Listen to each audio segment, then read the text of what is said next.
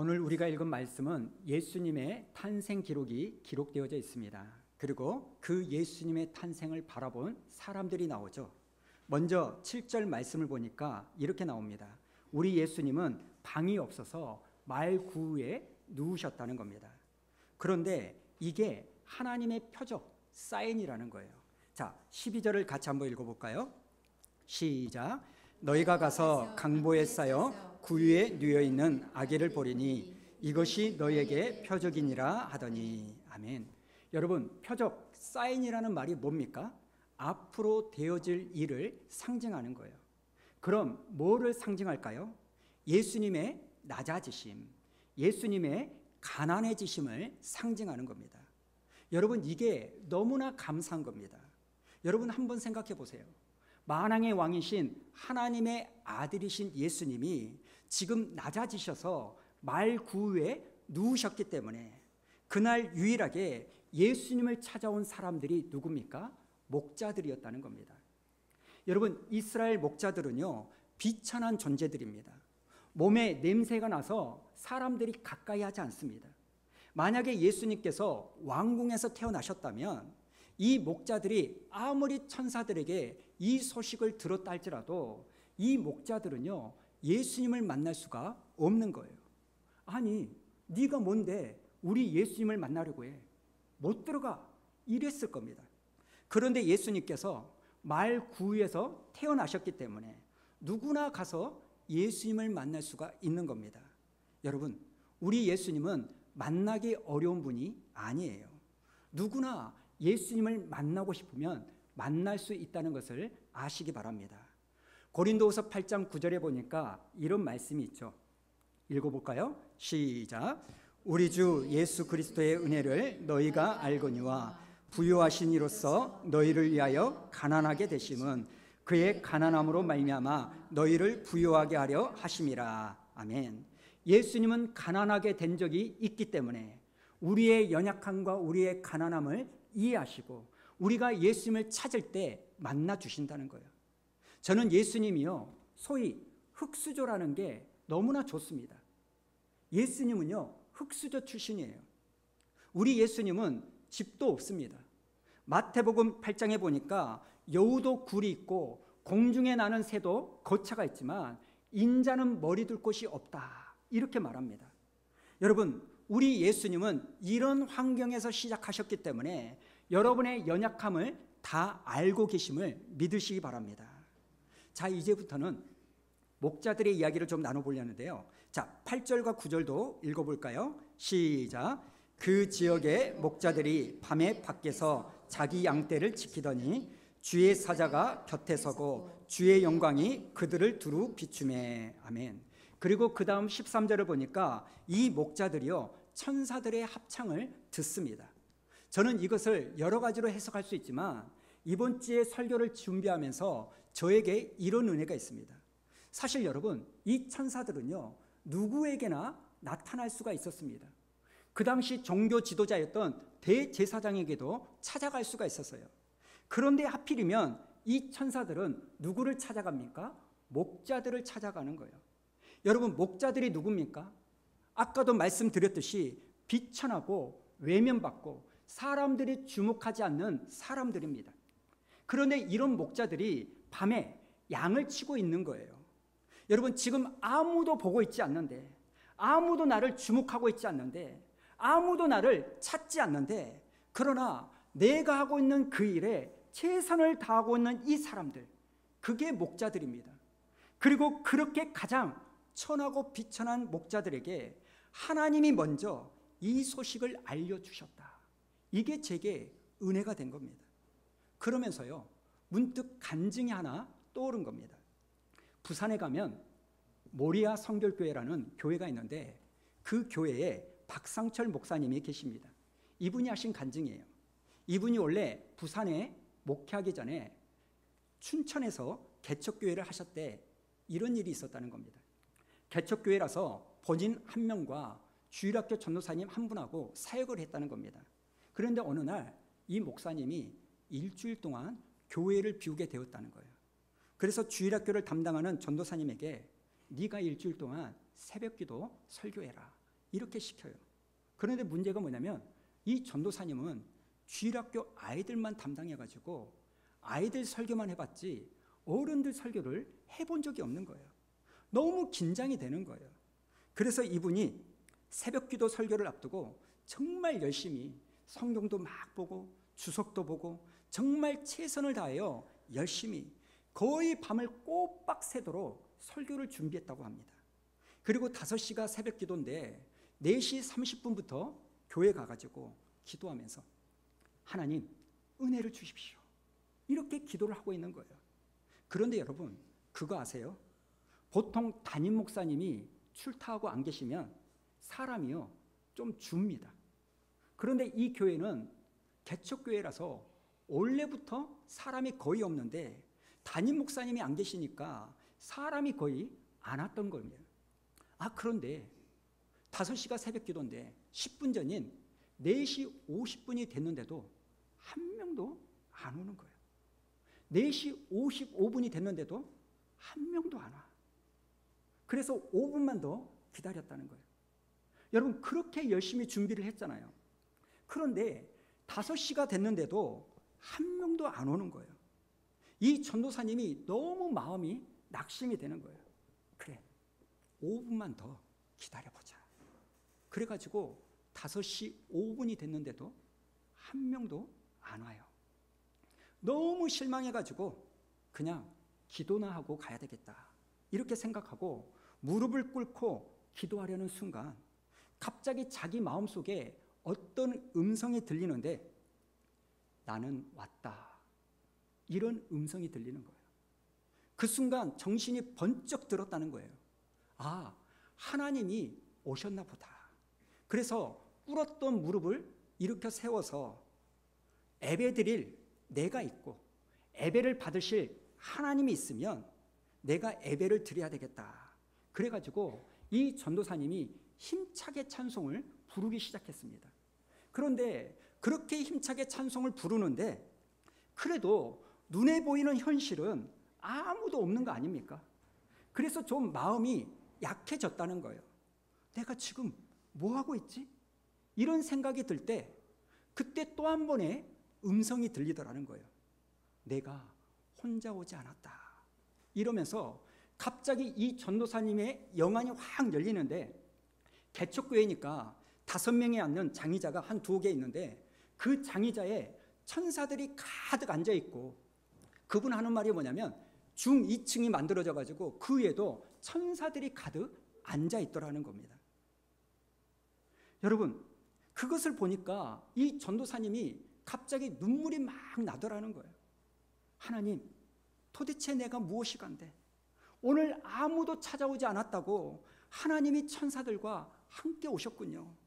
이게 너무나 감동이 되면서 울면서 찬양을 하는 겁니다.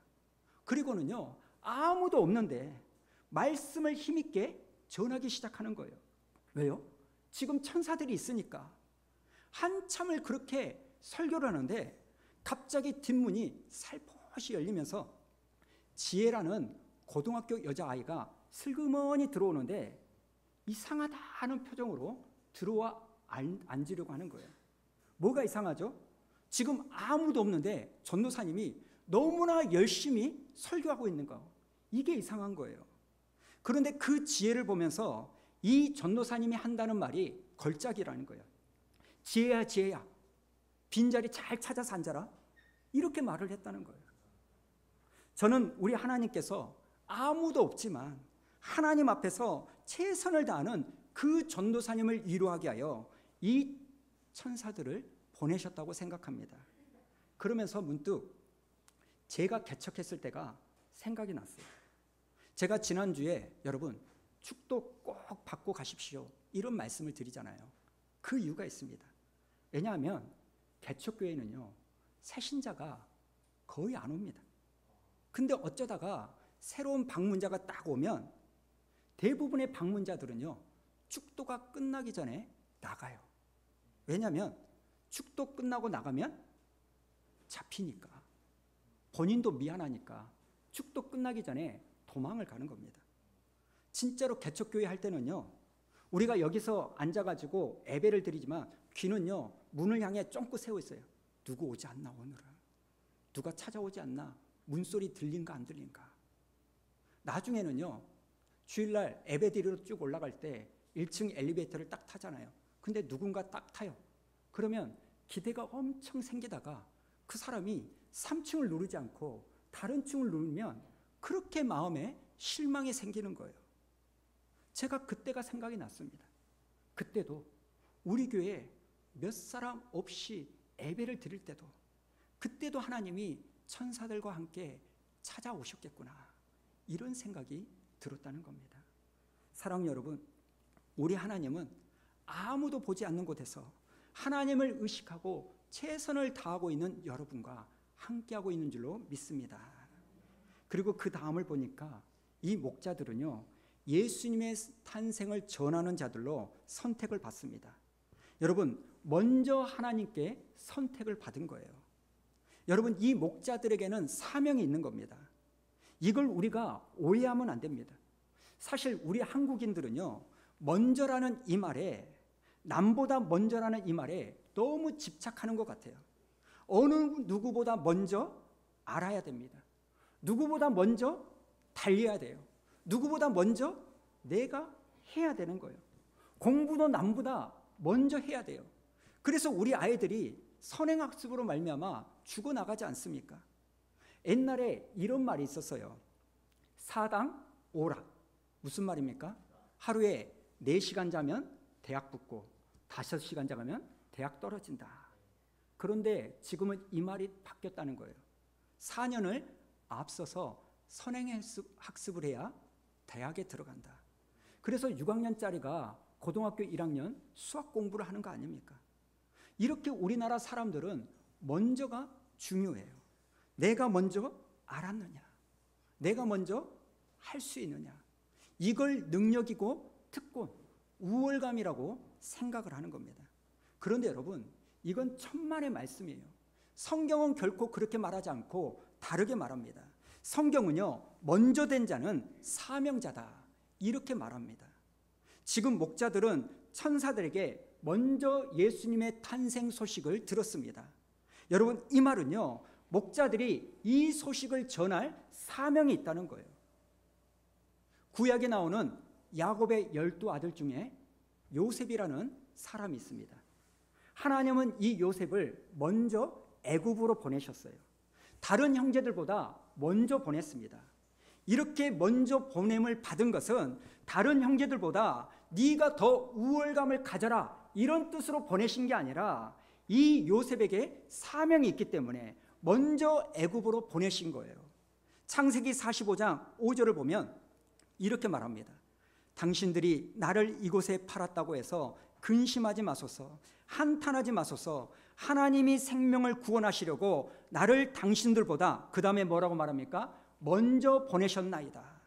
여러분, 먼저 된 자는, 남보다 먼저 아는 자는 사명자인 줄로 믿습니다. 그런데 우리는요 먼저 알고 먼저 행하면 우월감을 가져버려요. 그런데 아닙니다. 여러분이 먼저 남보다 예수님을 믿으셨습니까? 사명자예요. 여러분이 남보다 먼저 하나님의 사랑을 경험하셨습니까? 사명자로 아시기 바랍니다. 이스라엘 백성들은 하나님께 먼저 선택을 받았습니다. 다시 말씀드립니다만 먼저는 사명입니다. 하나님이 이스라엘 백성들을 선택하신 이유가 있어요. 출애굽기 19장을 보면 뭐라고 말하냐? 내가 너희를 제사장 나라로 삼겠다, 이렇게 말합니다. 여러분, 제사장의 역할이 뭡니까? 하나님과 사람 사이에 중간다리 역할을 하는 거예요. 지금 하나님은 이스라엘 백성들을 통하여 온 열방이 하나님께 돌아오기를 원하셨습니다.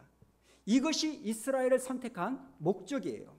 그런데 이스라엘 백성들은 이렇게 먼저 선택하심을 어떻게 생각하느냐? 우리만 택함 받은 백성이다.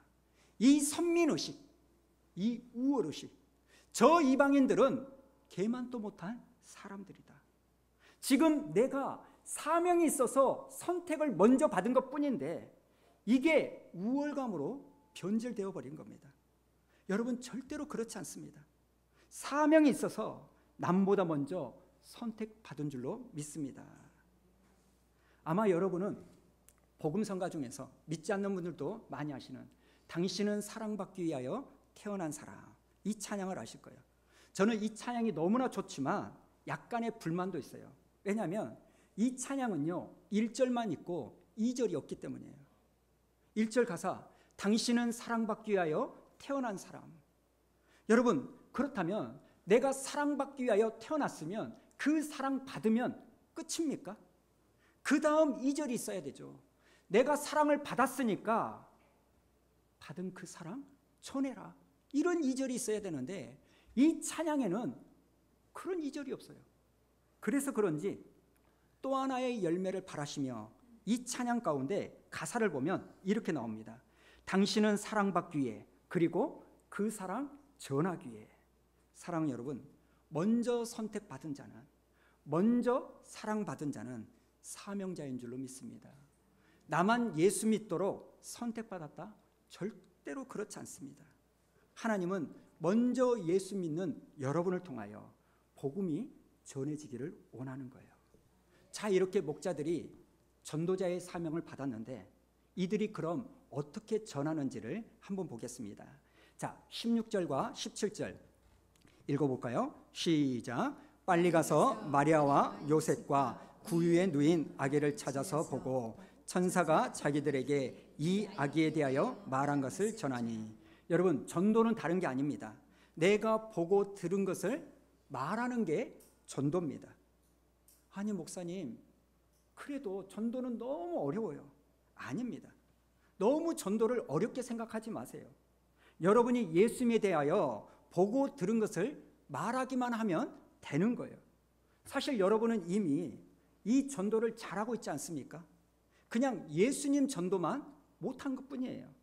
가만히 보면 여러분들이요, 드라마 전도는 얼마나 잘하는지 몰라요. 웹툰 전도, 유튜브 전도는요 너무너무 잘해요. 야, 너 그거 봤어? 아니, 못 봤다고? 너 그거 꼭 봐야 돼. 얼마나 재밌는데. 가만히 보면 이런 드라마 전도는요 너무너무 잘해요. 사실 여러분, 지금 제가요 지속적으로 전도를 받고 있는 게 있습니다. 어떤 전도를 받냐면 저속 노화 식단이라는 이 전도를요 밤이면 밤마다 막 받아요. 저하고 얼마나 오래 살고 싶은지는 모르겠는데 여러분, 밤마다 양배추 먹는 거 정말 힘듭니다. 죽겠어요. 가만히 보니까 제 아내가요 그렇게 이 저속 노화 식단이라는 이 전도를 너무너무 잘하는 거예요. 여러분, 이렇게 보면 전도는 어렵지가 않습니다. 예수님을 이렇게 여러분이 전하시면 돼요. 그냥 막 그 자리에서 무슨 결판을 내려고 하니까 전도를 어렵게 생각하지, 뭐 예수님이 너의 죄를 위하여 죽으셨다 이런 말보다 힘드니? 나도 힘들었을 때 예수님 때문에 위로받았어. 내가 믿음 때문에 견뎌낼 수 있었어. 여러분, 이렇게 툭툭 던져만 주셔도 되는 거예요. 저는 여러분이 내가 보고 들은 그 예수님을 이렇게 전하는 은혜가 있기를 축복합니다. 자, 그 다음 마리아의 이야기를 한번 해볼까요? 자, 19절을 보니까 이런 말씀이 있습니다. 마리아는 이 모든 말을 마음에 새기어 생각했다. 여기에 나오는 마음에 새기어, 이것이요 오늘 우리가 말씀을 듣는 태도가 되어야 될 줄로 믿습니다. 여러분, 우리가 하나님의 말씀을 듣는 거 중요합니다. 그러나 그것보다 더 중요한 것은 그렇게 들은 이 말씀을 한 귀로 듣고 한 귀로 흘리는 게 아니라 그 말씀을 내 마음에 새기는 게 중요한 줄로 믿습니다. 복음서를 보면 예수님께서 4가지 밭의 비유를 하시죠. 길가, 가시밭, 돌밭, 그리고 좋은 밭. 그 중에 좋은 밭은 30배, 60배, 100배의 열매를 맺습니다. 그런데 어떻게 이런 열매를 맺을 수가 있느냐? 자, 누가복음 8장 15절 우리 한번 읽어볼까요? 시작. 좋은 땅에 있다는 것은 착하고 좋은 마음으로 말씀을 듣고 지키어 인내로 결실하는 자리라. 여러분, 여기에 나오는 지키어라는 이 단어가 영어로 keep입니다. 간직하다, 보관하다 이런 뜻이에요. 그러니까 우리가 하나님의 말씀을 들으면 너무 좋구나, 은혜 받았다, 그러고 끝나는 것이 아니라 내가 들은 그 말씀을 잘 간직하셔야 된다는 거예요. 그래야 열매를 맺을 수 있는 겁니다. 그래서 여러분, 오늘 들은 이 말씀을 이번 일주일 동안 잘 들으시기 바랍니다. 한 번 듣고 끝나지 말고 유튜브에 들어오셔가지고 또 되새기고 또 되새기고 또 되새시기 바랍니다. 여러분, 우리는요, 날마다 어떤 갈망이 있냐면 하나님의 말씀을 지키어 행하는 것에 대한 갈망보다는 내가 알지 못하는 새로운 지식, 새로운 사실, 새로운 은혜, 이것만을 찾아다니다 보니까 새로운 것은 듣는지 모르는데 내 삶에 열매가 맺어지지 않는 거예요. 사랑하는 여러분, 여러분의 삶 가운데 들려진 그 말씀을 잘 간직하는 여러분 되기를 축복합니다. 마지막으로 오늘 침묵하고 있는 예수님의 육신의 아버지 요셉 이야기를 마무리하겠습니다. 사실 오늘 본문의 말씀이 기록될 수 있는 데에는 육신의 아버지였던 요셉의 역할이 굉장히 컸습니다. 5절을 보니까 이 요셉이요, 임신해서 만삭이 된 마리아와 함께 호적하러 베들레헴으로 올라갑니다. 여러분, 한번 잘 생각해 보세요. 지금 내 아내의 배가 불러와요. 아내는 내 아내인데 뱃속에 있는 이 자식은 내 자식이 아니야. 우리 남자들 한번 잘 생각해 보세요. 이 남편의 마음이 어떨까요? 그 남편의 마음에 수많은 풍랑이 일지 않았겠습니까?